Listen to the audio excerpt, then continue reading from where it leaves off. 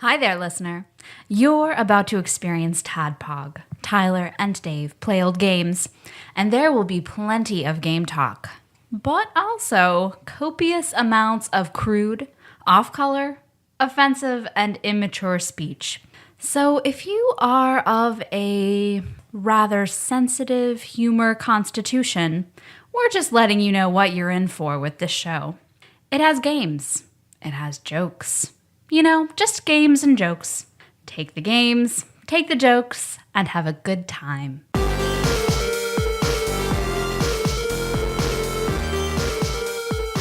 Hello, Internet. Welcome to another TADPOG podcast. It's a show. It's a comedy video game podcast, I guess. Mostly. Yeah. We try. Jury's out. That happens twice a week. Just two old guys talking about old games. Talking about games you probably never heard of, because out of the last 2 weeks we've done SNES games that were only in Japan, but for some reason in English. I have to get use out of this Super Famicom that I bought. So Yeah. I mean, I figured just play these two games and be done. I can send it back. That's fair. Yeah. To the Japanese eBay that I purchased this from. The Japanese loaning store. It's in Paducah. Yeah. It's fun. We have a Japanese rent to own here in Paducah. Friends of the library. They just exclusively deal and import video game consoles from the mid-90s. Well, today, because we mentioned it last week, we're going to be talking about Clock Tower. Yeah, someone recommended this to us like a long time ago, right? Ago. Do you know who it was? No, I have no recollection of who it was. So if it was you, let us know. And if you still listen, it's been a long time. Thank you. Yeah. Here you go. Here's your perseverance. Finally. I don't even know if this was in a 5-star review or not. I don't remember. I kind of think it was just like an offhand kind of comment where it's like maybe it was on Steam. Maybe. I don't know. I mean, we can say anything. Maybe we got in the mail. Yeah, maybe. Maybe it was written on the back of like some glory hole we were at. Yeah, I think so. It was in a box of Captain Crunch. Oops. With the whistle. Just Clock Tower. But before we dive into that, I'm your bearded host, Tyler. And today has been a day. It's been a day. Like sometimes we've done a podcast. Today's just been a day.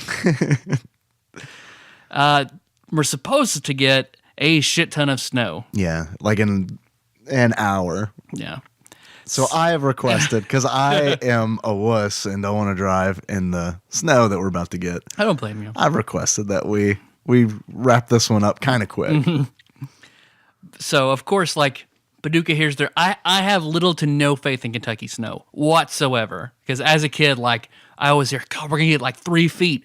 Nothing happens. No one knows. Like, so outside of like, I guess it builds up. Like we've gotten a few like really crazy like ice storm and snowstorms. But other than that, like, yeah, this one's supposed to be bad. I don't know. We'll see. But of course, Paducah just goes fucking nuts. And just timing worked out poorly because I had to go to the grocery store anyway. Yeah. So then I went not thinking like everybody is on milk and bread run. Ugh. So Walmart was terrible. It was terrible. And to make things worse, I have never heard a kid have a fit like I heard today. Like it had to be some kind of special condition. I don't know, but I've never in my life heard a fit like that in a store. What happened? Just a kid just full, unless that like I happened to walk in on like the Cthulhu hour Murder at Walmart scene? and they were like sacrificing a kid. Yeah. But like if the kid was just flipping out and screaming. Of course, that made the lines all the worse because everybody had to check out what was going on. Yeah. So like we all need to see the Eldritch Horror. Yeah. So like the cashiers normally going at a good clip. It's just like, no, do you hear that? What is that? And I'm gonna set this down. I'm gonna look behind my. No, I don't see it, man. I'm sorry, ma'am. I'm not gonna check out until I'll be able to see what's going on with this kid screaming. So that made me getting those items worse. Took forever. At least it wasn't your kid. That's true. Kenna was with me, and she was wonderful. She was totally fine. So at least you had that going for you. Yeah. And because I text you, I was like, it's gonna be a little while, and it was still like 20, 30 minutes later than what I'd said. Like I'm gonna be late already again. It's all right. I get it. I mean, I know how it is here when it is about to snow. Yeah, yeah. It's crazy. Well, why do people get milk? I don't understand that. Do you know the answer to that? No, I did milk and bread. Like bread, I understand, I guess, but milk, I don't. I mean, since the Lunesta lemur has taken over my taste buds for all things dairy, like Yeah. I don't understand. Megan can drink milk, 2 different kinds of milk, but no, so I don't know. I mean, you don't need milk. Yeah, I mean, you'd think there was more milk missing than bottled water. So Yeah. I mean, I would kind of get the bottled water. All right, I get the water. I understand that. So I guess you can always melt snow. I got 5 dozen eggs though, so I'm sure I looked weird. Yeah. Like no, I go get my eggs, son. What? Did you really get 5 dozen eggs? That's how I buy eggs, or the 5 dozen boxes. Oh, okay. They have 5 dozen. Like they have boxes of 5 dozen eggs. Yep. Really?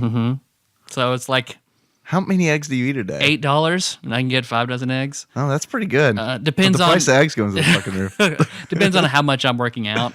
Okay. Because normally for breakfast, like 4 hard-boiled eggs, Damn. good yeah. for me.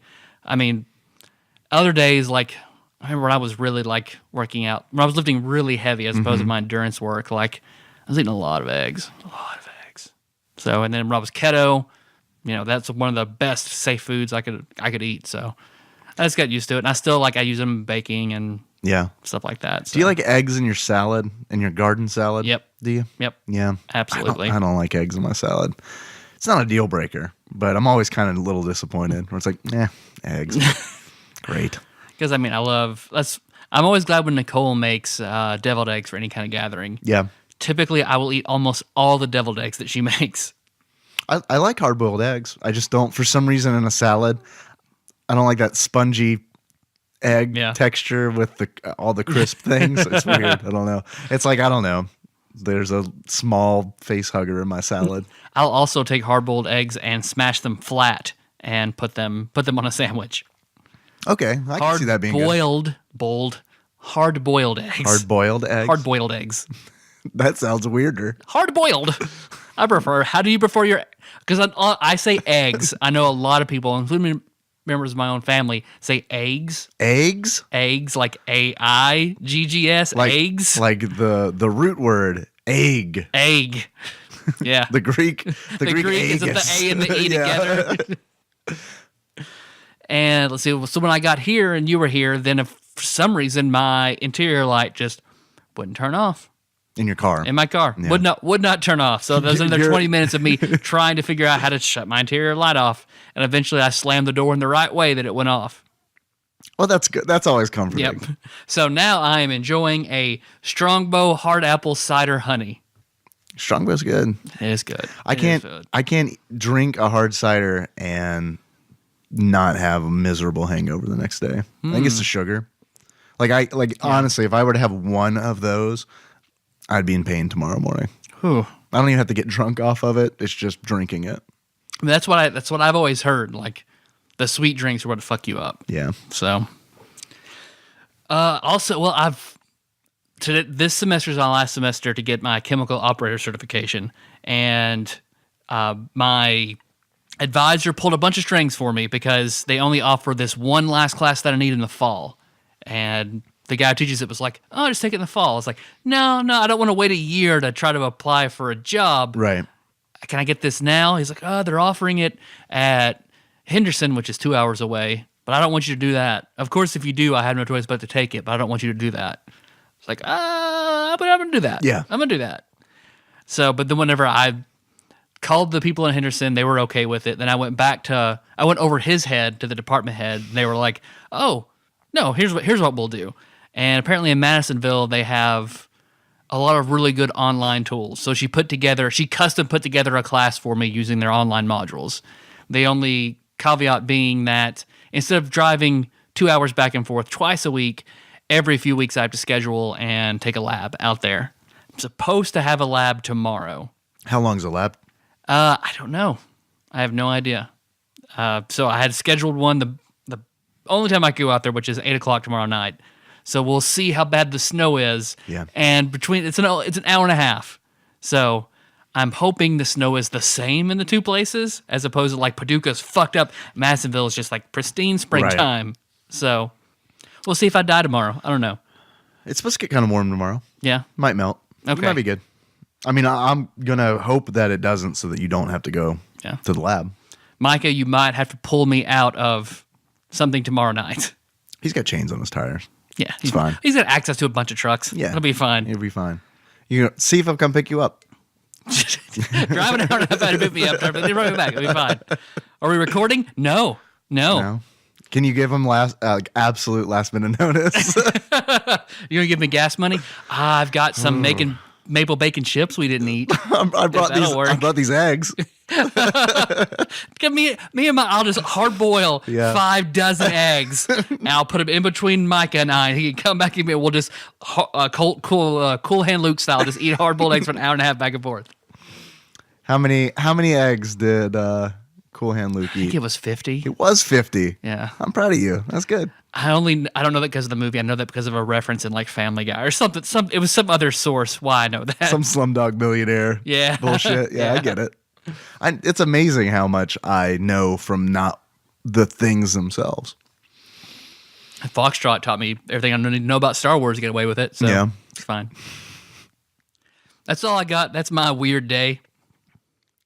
What's up, Internet? I am Dave, and I don't have an intro story prepared, and I really hope I don't have to go to work tomorrow. It's always fun to get a snow day, but we've got a new press coming in, so the owner's really excited about it. So he can go in and have a great time. The shop will be open. So I'm really worried about arrangements because, like, now having a kid throws a weird wrench into things because, like, now I have to worry about not only can I get to work, but can Graham come over and watch Henry? Because if she can't, then I mean, either Henry goes to work with me or I don't go to work. Yeah. So. Or Graham comes to work with you. Or we all go to work. That would be. I would love that. Yep, this is my mom. She's just gonna hang out. I have 2 desks in my office. One's unoccupied. She can just sit there. Yeah. We do have a kid at work, so I mean, it's not unprecedented. Yeah. Although you don't have the faculties to feed said child. Yeah, because I didn't get milk today. It's not.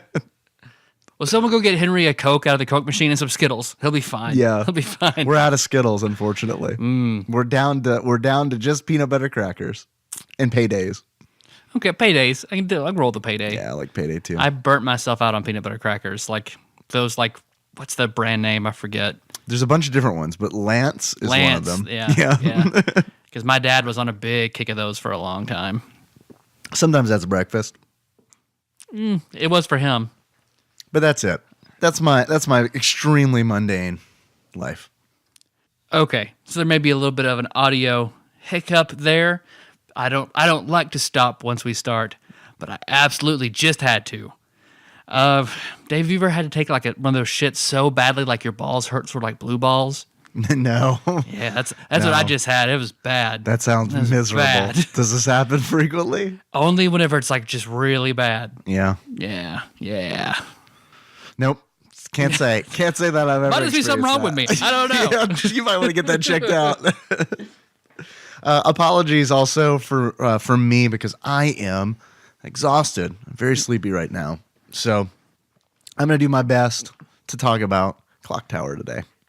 And I'll try to be funny. I feel like I've already messed that up. We both just had bad days. It's okay. We're here though. Yeah. We're not gonna miss a recording. I'm thinking maybe we should have pre-recorded this one. That's okay though. That's all right. All those Clock Tower fans out there. There's probably just the one person. It's all right. I don't know. They're fans of Clock Tower for the PlayStation, and probably not a lot of Super Nintendo Clock Tower fans. We'll find out. Dave, do you hear that? I do hear that. It's the lamentations of your bowels. Yeah. My balls and my bowels. Yeah. The double B. I thought it was whale sounds. I do this cross of Tim Allen and whales whenever I get the blue ball shits. I do hear that, which, of course, as you know, ushers in a segment that we like to call Dave Reads from Wikipedia. I've got it linked in Evernote, but however, that link's not helping me out. I'm just going to have to search for it on Wikipedia, it looks like. Serves me right for trying to be prepared. I should know better. It's this, the goddess of fate favors us best when we wait to the very last second. I agree. All right, guys, Clock Tower, parentheses, 1995 video game, in parentheses. The Clock Tower, or as it's known in Japan, Kuraku Tower, it's kind of a stretch, is a survival horror point-and-click adventure game developed and published by Human Entertainment for the Super Famicom in 1995. It is the first installment of a long-running Clock Tower series. An enhanced port titled Clock Tower: The First Fear was developed and released for PlayStation and Windows in 1997, featuring enhanced sounds and visuals. The story follows Jennifer Simpson, Bart's other sister, as she learns the secrets of the Barrows Mansion and attempts to escape the game's antagonist, Scissorman. Robert Scissorman. Yes. I think his name is actually Bob. Much of the plot and many characters are also inspired by Dario Argentino's film Phenomena. Tyler, are you familiar with Phenomena? No. Phenomena? I'm not either. Phenomena. No. And the villain being partially inspired by Tony Malam's film The Burning. I also haven't seen The Burning. I feel like I'm dropping the I've got the ball Burning. here. But no, Definitely go to the doctor. They can fix that, you know. The game features multiple endings dependent on choices the player makes throughout the game. Clock Tower has been re-released on the WonderSwan, the Wii, the Wii U, the PSP, and the PlayStation 3. It has never officially been released outside Japan, although several fan translations exist. I played a fan translation that was done by Aeon Genesis, I think is the name of the group that translated it. I think I ended up playing the same ROM as you, so. Yeah. I don't know how well they did. I don't know. I've got no baseline to compare it to. I mean, everything made sense. Kind of, right? Yeah. Like there are parts where it's like, this probably isn't because it's not translated properly. It's probably just because this is a survival horror game on the Super Nintendo from 1995. A point and click. Yeah. Right. I got really bummed out when I saw the cursor. Because it was like, oh no, I did not realize that this is a point and click adventure game. Because I do not really care for those games much. Yeah. It's not really not my cup of blue milk. I get that. I know what that is. I see, if this had come out in America, I do think this should have been on IGN's Top 100 Super Nintendo games. Okay. I think there's absolutely nothing else remotely like it on the Super Nintendo. Okay. So I think, it's a work of its time. It's still very tropey. It's a little clunky. Yeah. It still has all the aspects like you would expect in any point-and-click game or any survival horror game, but taking its time period, like it's one of the earliest of this genre, coming out. So I played as much of it as I could. It was difficult, but I feel like looking at it in its time period, it was good. Now, hard to go back to. It's tough, right? Yeah. I played this game for a while, and it has something to do with why I'm fucking tired right now. It's because I played this game for probably 4 hours. I expected to finish it because, I looked up on howlongtobeat.com. I looked it up, and it was 2 hours. I guess that's for people who know exactly the order that doing. they need to do things in, because I wandered around the mansion forever.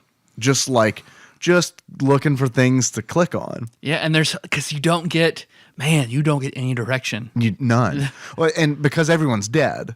The premise of it is you you play Jennifer Simpson, who is an orphan who's recently been adopted by Mr. Barrow. Right? Is she supposed to be some sort of knockoff of Jennifer? Jennifer Connelly. Jennifer She looks Connelly. just like Yep. Jennifer Connelly Yep. in The Labyrinth. So I would say yeah. I tried to identify all of the ugly orphans that they've got in it, and I couldn't. Because it's like they spent a long time, I feel like, on Jennifer. There's like, yeah, she's gonna be the pretty one. We're gonna model her off of a pretty actress / model. The rest of them, we're just gonna pull sprites from Super Tennis, where it's like one of them. They're supposed to be all girls, I thought, but then there's one that's like Pat from Saturday Night Live, where it's like. I think that's a little boy. Yeah. And she's kind of mean. Yeah. I mean, I was surprised. Like, there aren't a lot of. It's basically a full female cast. Yeah. So I mean, So someone either really likes women that they want to have them exclusively in this game, or really hates them and wants to See have them all murdered. cutscenes of them being murdered violently. Yeah. yeah, because it's sort of obtuse. You start off like all girls adopted from an orphanage. They're all like, they have to all be like, they're about to be emancipated, right? They're all about to be of age. Right. They're like 15, 16, Yeah. 17. So just, I'm just some man lives in a mansion, adopts 5 like 15 to 17-year-olds. Does not raise any flags. This is fine. This is totally fine. Do we do a background check or anything? I don't know, but there's the mansion. Is what do they call her Doctor? Miss Mary. Miss Mary. Okay, thank you. Because, well, I guess once you get in and like everyone's kind of weirded out by this mansion. Yeah. And they're all sitting around too comfortable. Like just walking into a mansion, they're very comfortable for no reason. Yeah. And then Miss Mary's like, I'll go get Mr. Burroughs. I'll be right back. Yeah. She's gone. She's gone for a while. I thought my game was fucked up. I did too, because I didn't know what I was supposed to do. And it's like I could move the cursor over the other people and it would change from an arrow to like a square box, like they're being targeted. Yeah. I'm like, all right, I can just talk to these people. And then I had to figure out how to do that. Like I hit all the different buttons and I couldn't get anything to work. And I was like, I have to look this up. I have to look up the controls of this game because I haven't played anything that uses this control scheme. So once I did, I was like, oh, okay, now I think I can do it. I just can't talk to anybody while I'm moving, which is what I was trying to do.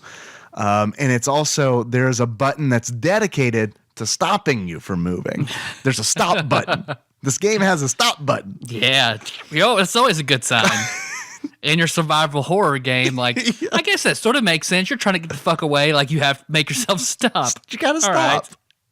So that's my biggest complaint of the game is the controls, because they are bonkers. They don't make a bit of sense whatsoever. Yeah. And the walking.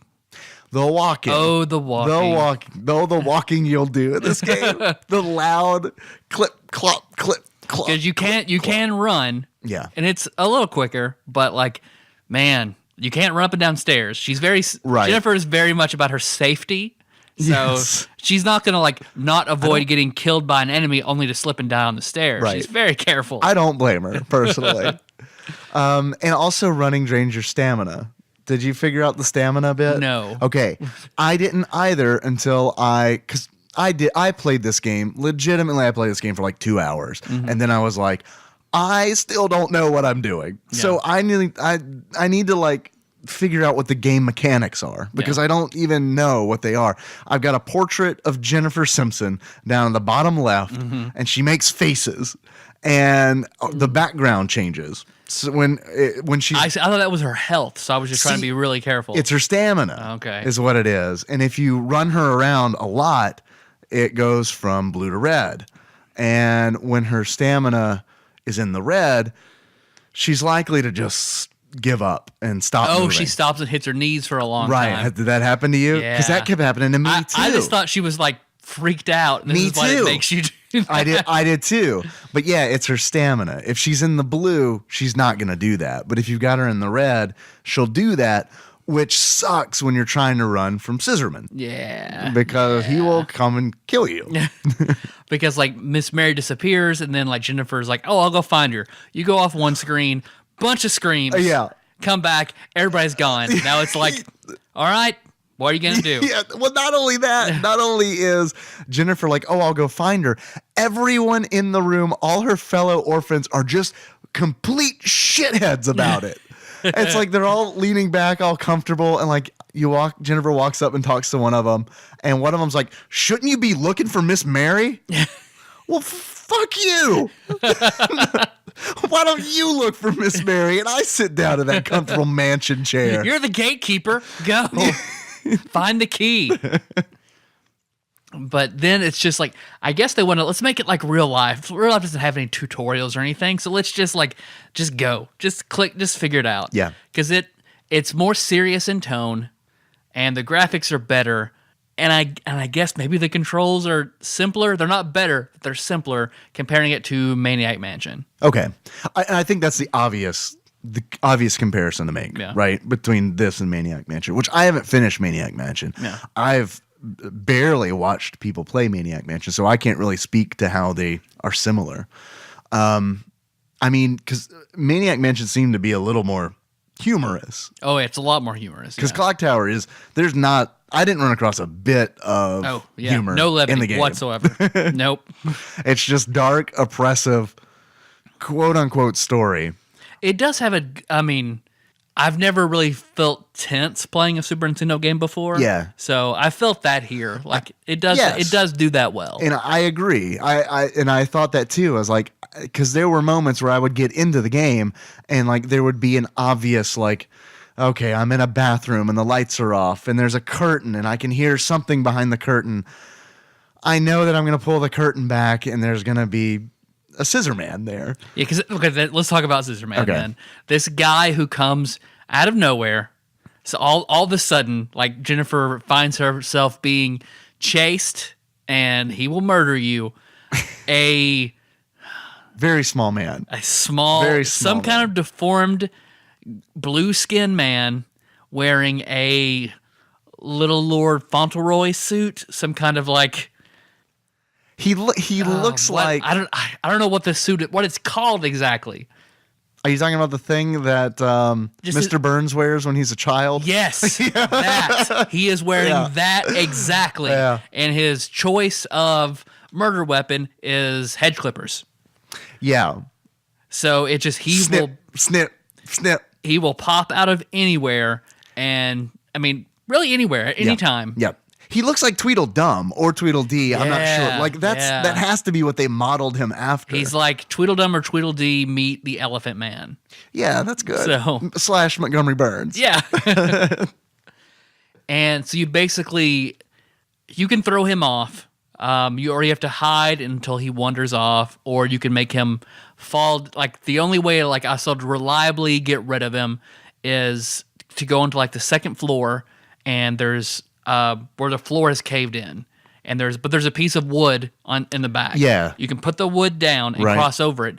Do that faster than he does, and then pull it out as he steps onto it, and then he will fall down, and then he's gone for a while. Really, that'll take care of him until like. I went through 2 or 3 moments where I thought he would pop out and he wasn't there. Interesting. So then I watched a speed through where someone beat it in like 54 minutes. Yeah. And he popped up in the different places I didn't see him. So I don't know if it just spares you so many encounters with them or what. I like that it's kind of randomized like that.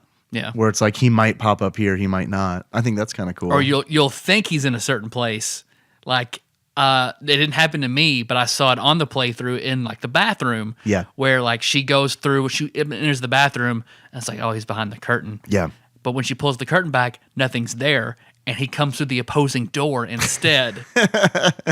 So then you have to then you can rush him, and Jennifer will grab the scissors with her hands and push them back enough for you to run and get away from. But there's no indication of how to do that. Yeah. There's none, because I died so many times to Scissor Man, because it's like an instance like that where I'm in a room. He will enter the room from the only door, and I have nowhere to go.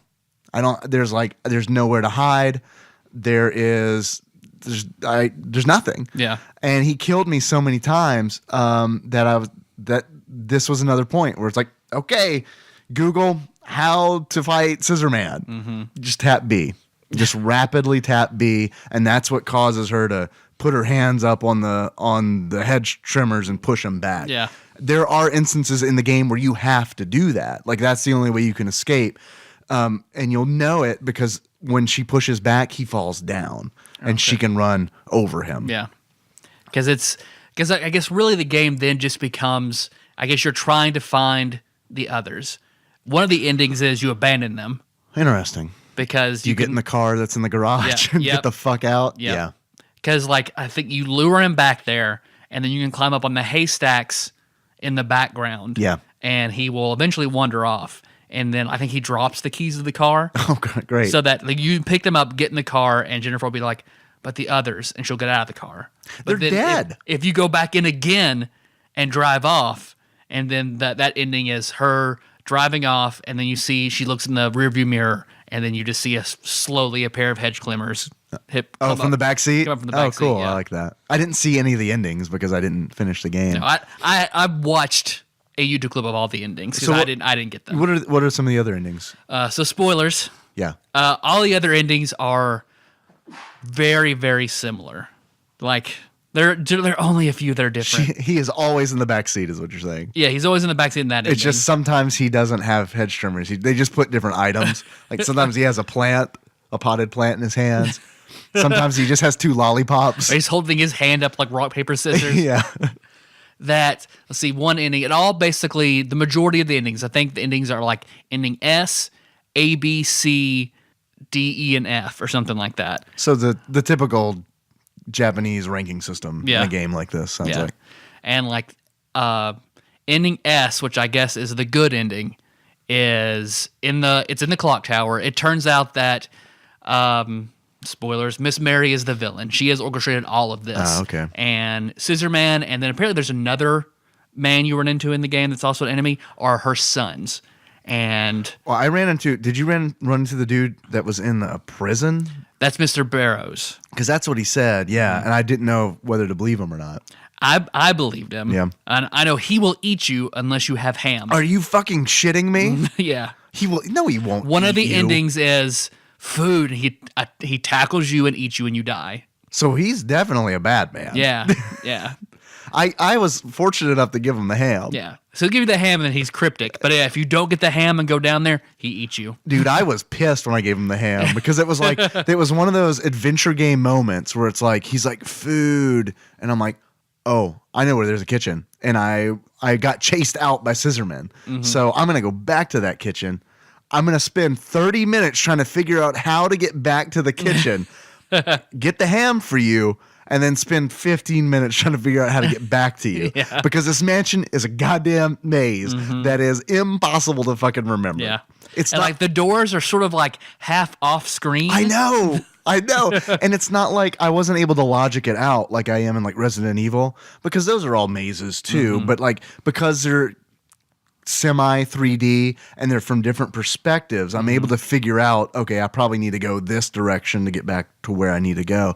But because this is essentially just side scrolling 2 dimensions, it's really difficult to like, I couldn't wrap my mind around like how the mansion is like laid out in 3 dimensions. So it's really difficult to just logic my way to places. Yeah. I can see where like things are clunky because they just didn't. This is so early that they just didn't know what to do. Sure. Like I guess the only barometer was Maniac Mansion. Absolutely.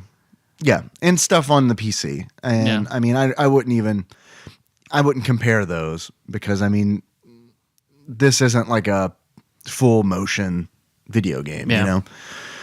There are cutscenes in it. Yeah. Which I think is cool. Like that was surprising to me. And it was like a pleasant surprise because it really added to the atmosphere. It didn't detract. That's how they kind of do like these startling moments. Like I know I witnessed several of the girls die.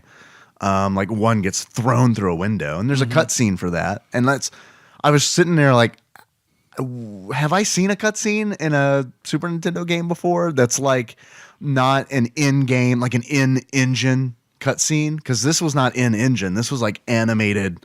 I mean, this was just straight up like animated 8 or 16-bit art. Yeah. And then like there's like shock scenes where like I went to the sink in the bathroom and instead of water coming out, maggots came out and stuff like that. And then there's that. Did you get choked through the mirror? I did get choked through the mirror, and I got choked through the mirror multiple times because I was like, well, I do have this rock. And this is my fucking complaint about adventure games. It's like, I do have this rock, but because it's an adventure game, it has one purpose, and I cannot use this rock for multiple things, like breaking a mirror. I tried to break that mirror with the rock so many times because I'm like, I'm sure I need to break this because that's what you think. There's something in front of the mirror, and I want to look at that something, so I should break the mirror with the rock. And it's like I tried that like 4 times, and I was because like each time I would try it, I would get choked out by these like phantom arms that come out and wrap around my neck, and I'm like, okay, I'm just not doing it right. So I would try to do it like I would. Okay, do I? So I select the rock, and then I click on it. Oh, okay, I'm dead. I think, well, maybe I just need to do it faster, or maybe I need to come at it from a different angle.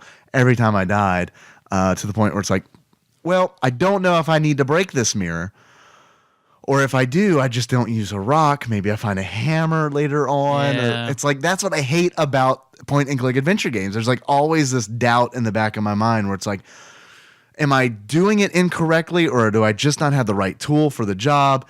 Is there a tool for the job? Can I break this mirror?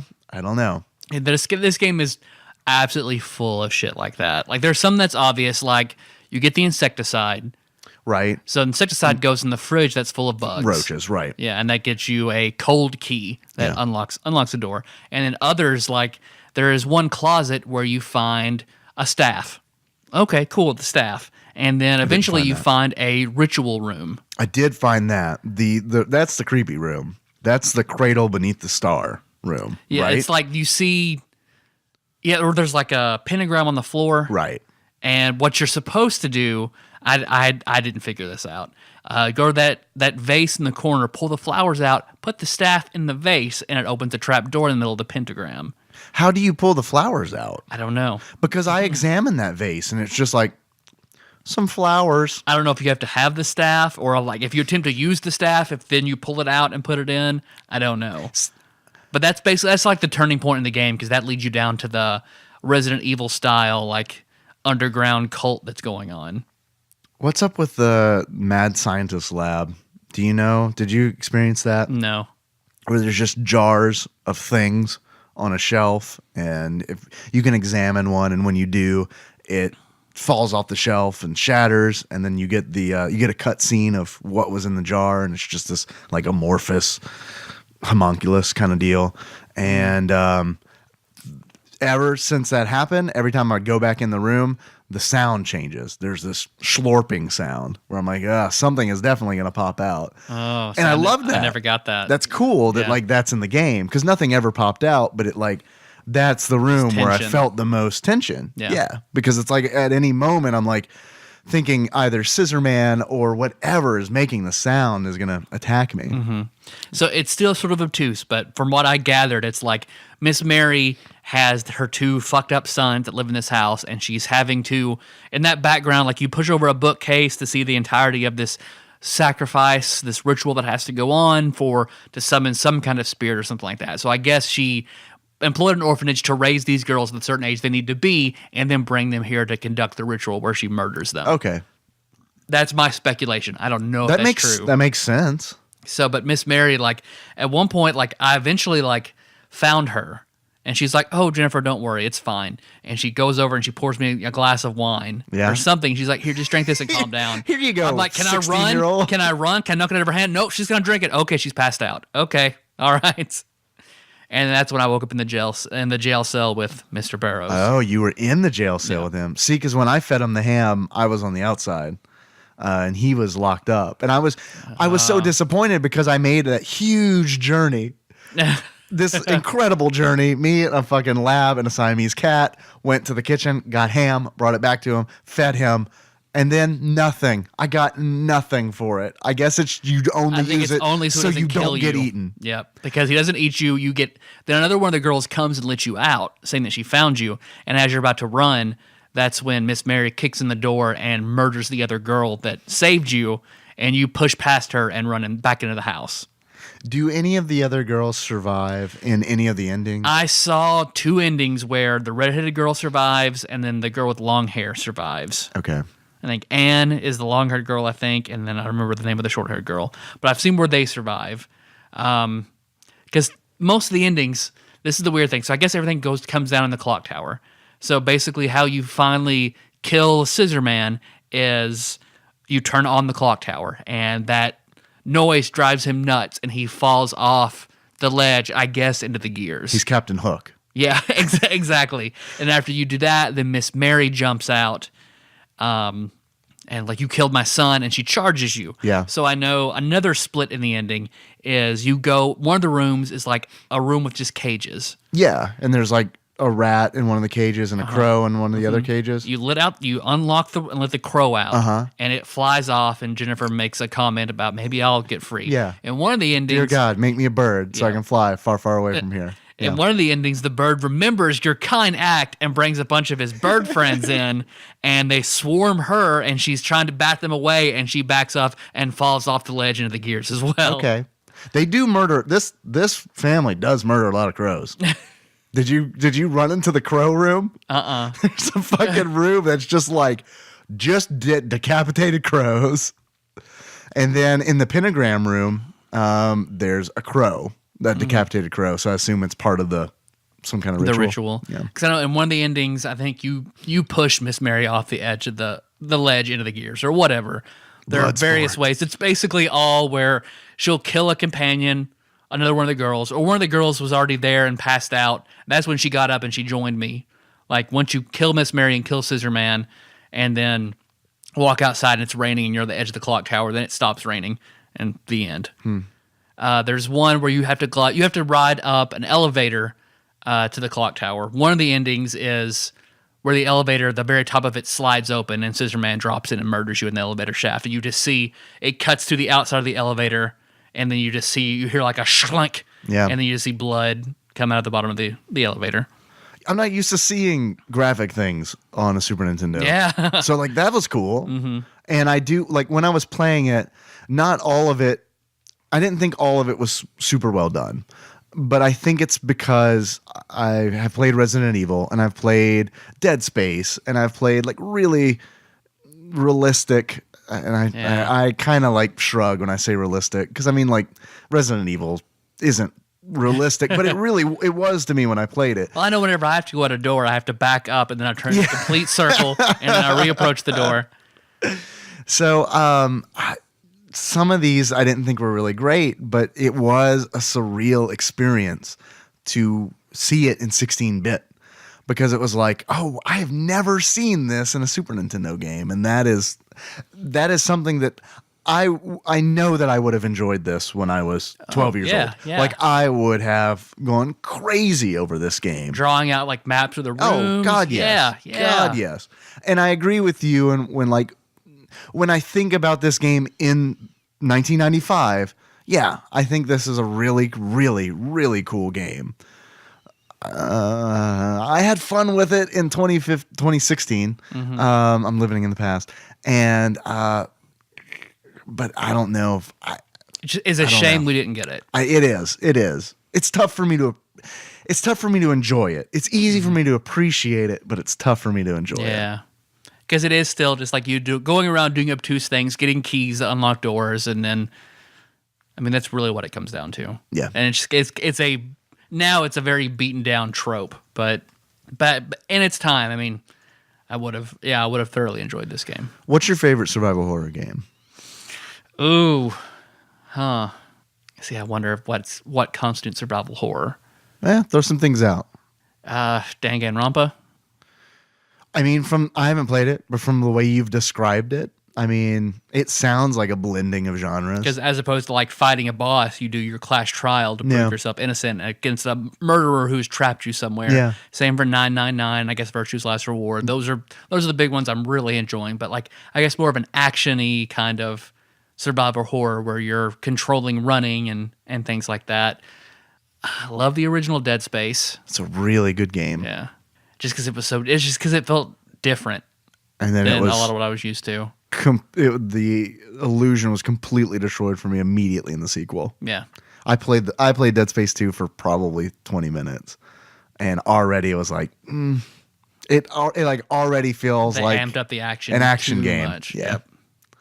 That's why, because I was reading I was watching Hey Ash, What You Playing, where she's playing Fear 2. And like, I enjoyed Fear 2. It's supposed to be kind of a survival horror game, or maybe just a horror game. Yeah. But they talk about how the game doesn't land and you can't be scared because you can fucking kill everything really easily. You're super powerful. You can't really be scared and tense outside of like a jump scare. Yeah. If you're a complete badass and just can shoot it to death. Yeah. That's why it has to be something like Clock Tower, where Right. Jennifer's basically defenseless, and you're in a game. Amnesia, Oh yeah. Outlast, Yeah. things that take away your ability to fight, Right. or what really do it. Yeah, and especially in Amnesia, because Amnesia's a first person view, and like usually when you're in first person view, you have a huge gun in front of you. Yep. So it's like even like unsettling just to see a lantern in front of you. Yeah, It's candle. just holding just holding a lantern. Amnesia's a really scary game. Mm-hmm. I mean, I enjoyed Resident Evil 2. That's what I've got a lot of fond memories of. I played it a lot more than the original Resident Evil, so I'm looking forward to doing the remaster whenever we get around to it. I think you've named some really good ones. Yeah, I can't think of anything else. Nothing else pops into my head right away. I was just curious because it's a genre that I like. The end of Uncharted, where it kind of takes the survival horror bend, was interesting. I don't remember that. The first Uncharted? Mm-hmm. At the very end, when suddenly it's just like all the zombies. Oh, yeah. Yeah. Yeah. Because the game, like, I feel like it flipped genres on me like 3 different times throughout the course of the game. That's fair. What about you? Dead Space. I loved Dead Space. I mean, as a middle schooler, it was definitely Resident Evil. But in Dead Space, like, scratched that Resident Evil itch. Because I didn't play Resident Evil 2. I thought I had, but I had actually played Resident Evil 3. We covered that in our Resident Evil 2 episode. And I didn't really like Resident Evil 3 because I thought it was just, it wasn't survival horror enough for me. Like it being in the city, being open, made it less of a Resident Evil for me. Because like part of it for me is part of the horror and part of the suspense is being like almost claustrophobic. Yeah. Where it's like, oh, I'm enclosed and I've got nowhere to go.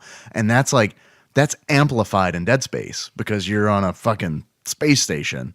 And there is fucking nowhere to go. And it's like, because it's just fucking space out there. Where in Resident Evil, even, I remember as a kid being like, well, I mean, I know there's a cutscene if you try to leave the mansion, but I mean, if they really put their mind to it, they could probably leave this mansion. There's a rocket launcher in there somewhere. Get the rocket launcher and then just Right, leave. exactly. So even as like a middle schooler, I had problems with that. But yeah, Dead Space, I think, fucking nailed it. And I played that game. And I just, that's one game that I played for so long just because I wanted to, not because I wanted to like get all the achievements or unlock any kind of like special weapon or anything like that, or even like max out anything, any of my equipment or anything like that. I just wanted to spend as much time with that game because I wanted to soak it all in and really enjoy it. And that was that. I love that game. Yeah. I love that game. So I still haven't played the third one. I have it. I haven't either. I've heard the horror is kind of completely shattered because it's co-op. Oh, so it's yeah. not like you can't. It's just not the same. Yeah. But Man, Amnesia. I can't finish Amnesia. I love survival horror games. I play them the way that I think they're intended to be played. And Amnesia straight up even tells you where it's like, turn off the fucking lights, put a headset on, and that's it. yeah. I don't like playing them in groups. Which I know is popular. I know a lot of people like doing that. But I like to really immerse myself in a survival horror game. Silent Hill 2, I think I watched Ramon play that. I really enjoyed that since you're speaking of groups. But Silent Hill 2, or I don't think it was 3. I think it was Silent Hill 2 was the one that I have fond memories of watching. I never played a Silent Hill game. So I guess I need to do that at some point. Yeah. I've heard great things about them. But yeah, man, Amnesia too spoopy for me.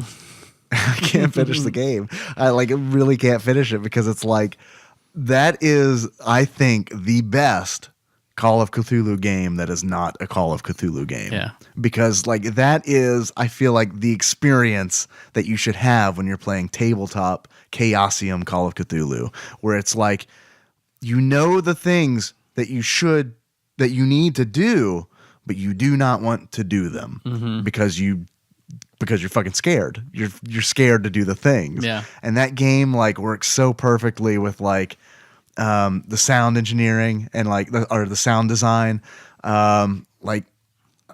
Such a good game. Too scary for me though. Yeah. A little too scary for me. I played it for a few hours and then I think my computer crashed and I lost some stuff, so I haven't been back to it, but Yeah. I need to. Yeah, I need to finish the game because it's one of those things where it's like it makes me feel uncomfortable. Yeah. They do such a good job of that. And survival horror video games, they do what horror movies used to do to me as a kid, where it's they actually scare me. Now horror movies don't scare me. I still enjoy watching them. But it's almost from a Vulcan standpoint where it's I'm analyzing the movie and it's okay, well, this character's this archetype and this is probably going to happen because this is a trope. And that's probably why you enjoyed Cabin in the Woods so much, just because it was a breakdown. God, Cabin in the Woods. Love Cabin in the Woods. Yes, absolutely.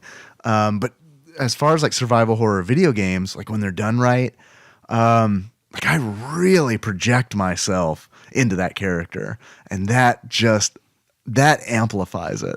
And even in Amnesia where it's I don't really, it's such a tropey concept where it's oh, you got amnesia. Yeah. No, you don't need to know anything about this. You got amnesia. It's cool. That's all. Go. Yeah. That's so tropey, but it's it doesn't matter to me. It worked for me. Yeah.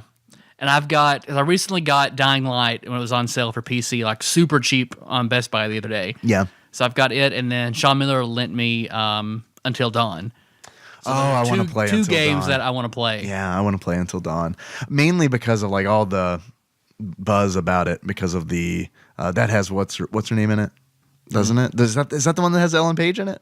Oh no, that is. I have that. That's over there. Oh, okay.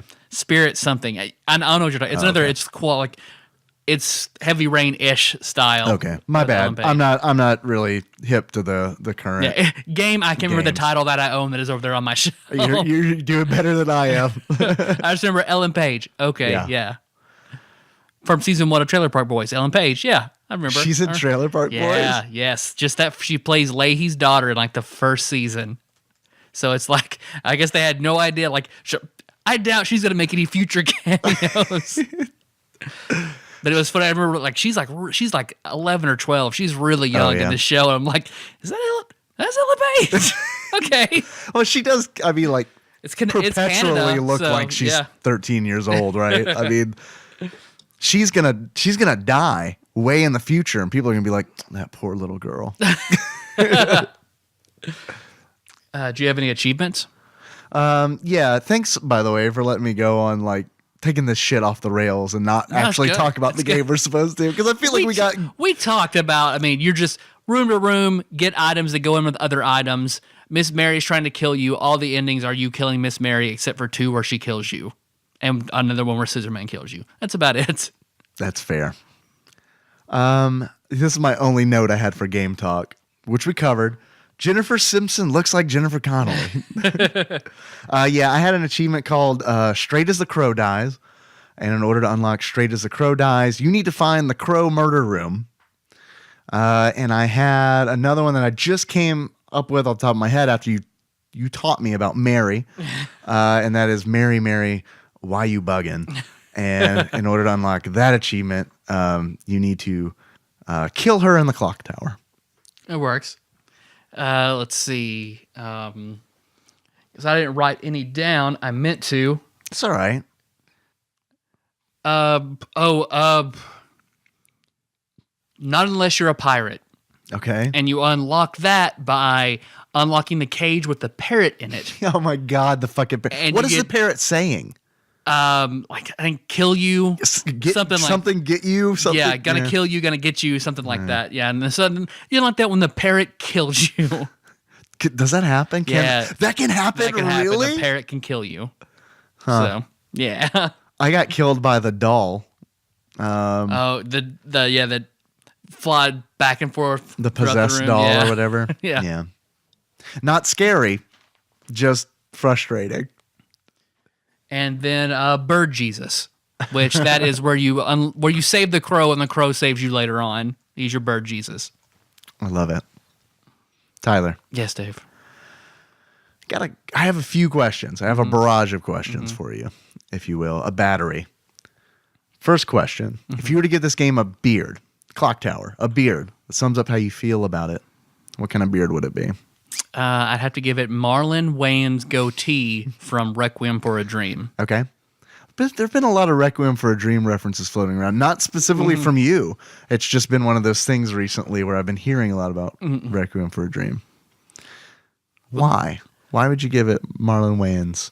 It's you have low expectations for it, but it's better than you thought it would be. All right, that's fair. Tyler, Yes, Dave. if you were to give this game a pair of glasses that sums up how you feel about it, what kind of glasses would you give it? This one's harder. For anything to come to my mind about what glasses I would give. I'm trying to think of another Jennifer Connelly movie.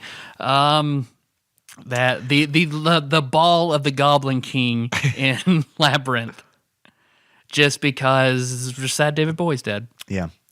Yeah, I am really sad that David Bowie's dead, and I felt awful when I realized that we made a David Bowie reference in the Monday episode when he died. Yep. So yeah, that sucked. I felt bad about that. It's fine. We didn't say anything. He's probably okay. We didn't say anything bad, right? No. This is by the way, that was a bad week for 69-year-old British men with cancer. Yeah. Yep. Oh yeah, Alan Rickman. That one. I heard that. I was like, oh man, he's so good.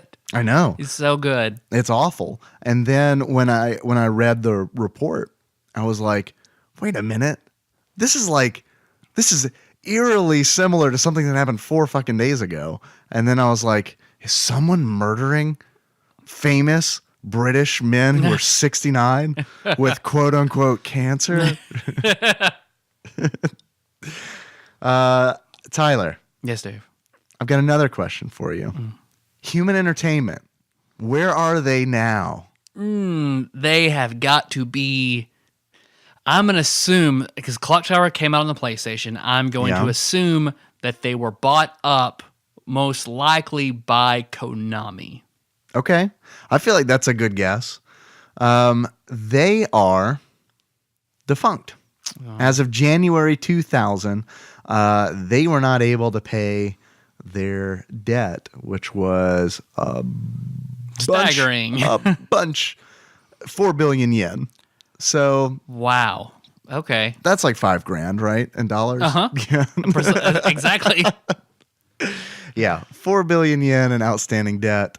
Tyler, Yes. do you remember Human Entertainment from another game that we played? Nope. Because I didn't. They also developed a little ditty called Monster Party, which was, I thought, surprisingly good for a game that I thought was going to be horrible. There was another one that I thought was interesting. I've heard of. I've never played it. Kabuki Quantum Fighter. Remember that Yeah. one. Okay. They did. Let's see. There was another one that I wanted to mention. All of the Clock Tower games, and a game that I think we should play called Taekwondo. Yeah. I'm in. I'm in. Tyler, Yes, Dave. I've got another question for you. I want to know how much this game is on Amazon. If you were to buy Clock Tower right now on Amazon used for the Super Famicom, how much do you think you'd pay for it? About 4 billion yen? Or yeah, that's like $4. Give or take. $40. $40. Good guess. Tyler, actual retail value of clock tower, Karaku Tawa, used on Amazon at the time of this recording is $67.54. I won, though. You did win. Yeah. There are also some new copies of Clock Tower on Amazon. There's several. How much do you think the least expensive new copy of Clock Tower There are is? several. $400. Actual retail value of Clock Tower, new for the Super Famicom at the time of this recording, is $399.99, over by a penny. I lost. Damn. Damn. Damn. That was a good guess, man. That was a really good guess. If this were Price is Right 5th edition, you'd have got it. Well, I think that's pretty good on time, considering I don't want you to die on the way back. Yeah, I'd like to get out before the snow hits. Really starts accumulating. Oh, is it snowing right now? Yeah. Oh, fuck. Yeah. Yeah, I better get out. Thanks for listening, everybody. You can find the show on iTunes, SoundCloud, or Stitcher. So don't miss the next episode. We're thinking all calls. All calls. All calls. It's been Thanks a while. for calling us, everybody. Yes. By the way. We still need, please, 5-star iTunes reviews. It's the biggest marketplace. We need it. We've been at 130 for a while. So please go to iTunes, subscribe, leave a 5-star rating, write a review. If there's a game you want us to play, a guest host you want for a certain episode, or something you want us to do on Patreon. Burp. If you want, please leave whatever you leave in that 5-star written review. We promise we'll get to that eventually. Don't worry, guys. Like Tyler said, we're going to be back. We are going to be doing an all-call show. Thank you so much for picking up the pace in the calls when we said we were running low, because when it rains, it pours. Hell yes. So we're good to go. In the meantime, you can always find us on tadpog.com. That's where the show notes live. I am going to have on there for you. I don't know. I don't know. I'm trying to think what would draw you there. I don't know. You're just going to have to check it out. I'm going to put something special for you. Gifts of Jennifer Connelly. Riding that horse and career opportunities. Yep. Yeah, I'll put that right in there. You can do whatever you want with it. I'm not going to propose anything, but you can do whatever you want with it. You can also find us on Facebook. We're at facebook.com/tadpog. There's a lot of cool people there doing a lot of cool shit. Thanks for everybody who is commenting. I meant to get on there today and do some commenting, but I got busy at work. You know how it is. If I get snowed out tomorrow, I got all day to comment. You can also find us on Twitter. We are at @tadpog_podcast. It's cumbersome. I realize. We got a tip. We got a tip on maybe how to get at Tadpog. Mm-hmm. I have torn emotions, because I feel like I've, much like an arranged marriage, I have learned to love Tadpog_podcast. Mm-hmm. Yeah. So I don't know. I don't know if I want the new model. But thank you, Sean Muldowney, for telling us about that. And I imagine he heard of us from Two Dudes and a Ness. So, but I know he's big on their website. I see him frequenting stuff. So I don't think that they've done it. So okay. I'm claiming him for the Tadpog Nation. Oh yeah, absolutely. He's ours. Yeah. In the draft. Yeah. Then I'm claiming him. It's fine for the Tadpog. I support this decision. Yep. You can also, if you haven't called yet, you can do that at 270-883-2555. Leave us a voicemail. Try to keep it under 3 minutes. Or you can send a text message to that same number, and I promise that I will fuck it up when I read it on the show. We have a Patreon, and it's at patreon.com/tadpog. Thank you so very much for those of you who donate. And thank you, Phil, for upping your donation 50 cents for being on your most recent episode. I love this. I love selling. I love selling out. Yeah. It doesn't feel nearly as 4 bad quarters. as I thought it would. Yeah, I know. If you would like to donate, hey, did you enjoy this? That's where you do it. Patreon.com/tadpog. And in 6 more days, there'll be another Patreon exclusive episode thrown up there. Oh yeah, we need to do that, huh? This is gonna be a special one that's going to take me a ton of editing. So I will probably start on it tonight. It's going to be worth it, I feel like. I think so, too. Yeah, I feel like it's going to be worth it. Because it barely doesn't go against the will of a close friend. Because we recorded what we thought was a hilarious episode. Oh, it is a good episode. For Patreon. Yes. And then he kind of had a panic attack afterward about the things that he said, and he did not want it aired. Right. So instead... We honored his request. Released Tomb of Horrors Part 2 last minute, and so I'm going to take that episode, only I'm going to take all of his audio and dub it out with somebody else's audio that everybody appears to love. Someone infamous in TADPOG Nation. Yep. So let's see. If there's we have a way for you to get to us. We have a portal known as Nicole's Aching Box. Yeah. So please, if there's a game, food, whatever you want to get to us. Milk, bread. We need it. Send it. Please just cram Nicole's box full of bread. Yeah. So if there's anything you want to send us to help us relieve, didn't like today's intros, send us something. We'll come up with something better. Those were some weak ass intros. It's been a day. Yours was a lot better than mine. Like that, and that's horrible to say. Yours better than mine, and yours suck. Yours was not great. Mine was awful. So please send us some intro relief at TADPOG Studios, care of Nicole Nance, P.O. Box 3785, Paducah, Kentucky 42002. Our theme song, Dave. It's Moves by Sycamore Drive. A link to that track can be found in the show notes at tadpog.com, along with a gif of Jennifer Connelly in her 20s riding mechanical horse. Is this pre or post breast reduction? I think that this is pre-breast reduction. Okay. I hope that she is of age in this gif. I think that she is. That's all that matters. How would you like to close this out? I would like to close this out like Bird Jesus. Okay. So until next time.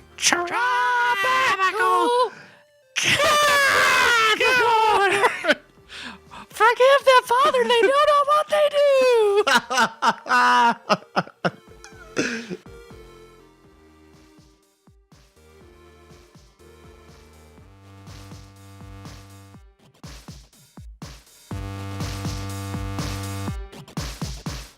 I forgot something in today's episode. That's really important. And I got in the car. I was driving off. I almost got out of Tyler's driveway. And then I remembered, oh, shit. I forgot YouTube comments presented by Just for Men Hair Dyes Money. Number one, they made a Resident Evil movie. In my opinion, they should make a Clock Tower movie. It would make tons of money due to its horrific scenery. And the second one that I got, this is my favorite. Because this is great because it looked like it was broken into 3 lines, so it looked like a haiku that did not work. So I'm going to read it in the form of a haiku. You killed the giant baby. Infanticide. Scissor Dwarf only wanted to cut your hair. In the end, you was the real villain. That's it. Thanks for humoring me.